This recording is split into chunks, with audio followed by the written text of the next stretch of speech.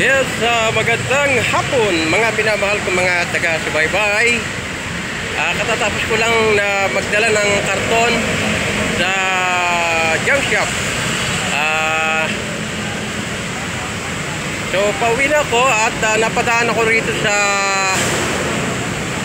palengke. At minatipuhan ako rito na prutas. Panahon kasi ngayon ng langsones. At ito ang kilo 70 ang isang kilo. At mukhang maganda naman yung langsones niya.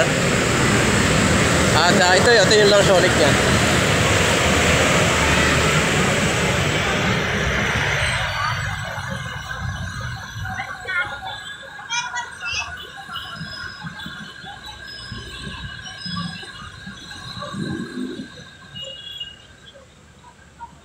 So maganda naman yung kanya langsones, sariwa.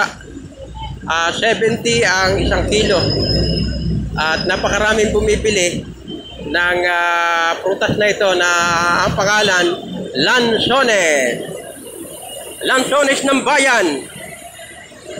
Marami kasi pinanggagalingan ito. Minsan galing Davao, Laguna, meron din ito. Marami din sa Laguna nitong lansones na ito. Mukhang galing Davao ito, ang lansones na ito.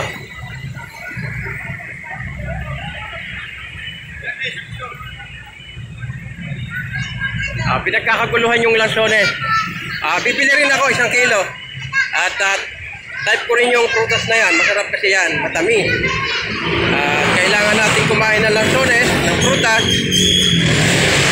Kung pwede, araw-araw kakain tayo ng prutas.